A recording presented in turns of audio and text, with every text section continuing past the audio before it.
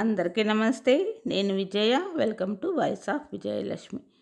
నేను ఈ వీడియోలో ఎంత ఈజీగా టమాటా పచ్చడి చేసుకోవచ్చో చూపిస్తున్నా అండి. ముందుగా ఈ సైజు టమాటాలు ఒక ఐదు తీసుకున్నాను. కొత్తిమీర ఒక కట్ట అంతా ఉప్పు నీళ్ళలో నానబెట్టుకొని ఒక 10 నిమిషాలు పావుగంట తర్వాత మళ్ళీ మామూలు నీళ్ళలో కడుక్కొని వండుకుంటున్నాను. ఎందుకంటే కెమికల్స్ ఉంటాయి ఆకుకూరల్లో అనేసి. పచ్చిమిర్చి కూడా అంతే, ఉప్పు నీళ్ళలో ఫస్ట్ నానబెడతానమాట ఒక పావుగంట, తర్వాతే వండుకుంటాం మేము. ఇలాగే పచ్చిమిర్చి కూడా ఒక సగం ఉల్లిపాయ అన్నీ తీసుకొని బాగా కట్ చేసుకొని కొత్తిమీర కాడలతో సహా వేసుకోవచ్చండి పచ్చడికి. ఇది ఎంత సింపుల్ టెక్నిక్ అంటే చాలా ఈజీగాను ఫాస్ట్గాను అయిపోతుంది.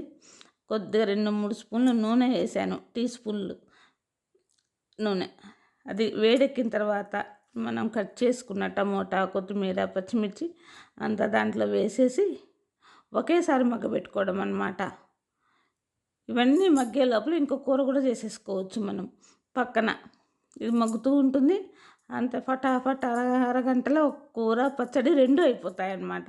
కట్ చేసుకోవడానికి ఒక పావుగంట వేసుకోండి. 2 కూరలు. మళ్ళీ పసుపు, ఉప్పు, అలాగే 2 కొంచెం ఎండబెట్టిన మామిడికాయ ముక్కలు ఉంటే వేసుకున్నాను నేను. పులుపుకి లేని వాళ్ళు చింతపండు వేసుకోవచ్చు. ఇక ఇందులోనే నేను కొన్ని పల్లీలు, ఒక చిన్న స్పూన్ ధనియాలు, మన రుచికి తగ్గట్టు ఎండుమిర్చి అన్నీ వేసి కలిపి మగ్గబెట్టేస్తున్నాను అనమాట. ఇది సపరేట్గా వేయట్లేదు. దీనివల్ల టేస్ట్ ఏ మాత్రము చేంజ్ ఉండదు, ఫాస్ట్గా అయిపోతుంది. ఇలా కలబెట్టుకొని మూత పెట్టేసేసి సిమ్లో పెట్టుకున్నామంటే టమాటా మగ్గడానికి టైం పడుతుంది కదా, అంత లోపల మనము ఇంకో కర్రీ చేసేసుకోవచ్చు అక్కడే ఉండి, లేదా వేరే పని చేసుకోవచ్చు. ఇది అప్పుడప్పుడు కలబెట్టుకుంటూ మగ్గిన తర్వాత మగ్గిన తర్వాత స్టవ్ ఆఫ్ చేసేసి బాగా మగ్గనివ్వాలి. అయితే ఈ పచ్చివాసన అనేది అస్సలు ఉండకూడదు. మిక్సీలో వేసేసుకోవడమే చల్లారిన తర్వాత. చూసారు కదా ఎంత ఈజీగా ఒకేసారి మగ్గబెట్టామంటే ఎంత ఫాస్ట్గా అయిపోతుందో. ఇంకా ఇది రుబ్బేసుకుందాం. ఇది రుబ్బుకోవడం కూడా కచ్చా పచ్చాగా అంటే రోట్లో దంచినట్టుగా కొంచెం కోర్సుగా మిక్సీ పట్టుకోవాలండి. మెత్తగా పేస్ట్ లాగా పట్టుకోకూడదు. ఇది మిక్సీ పట్టే లోపల మనం నూనె వేసి పెట్టుకున్నామంటే బాండల మీద వేడెక్కుతుంది. అంత లోపల మనం మిక్సీ తిప్పేసి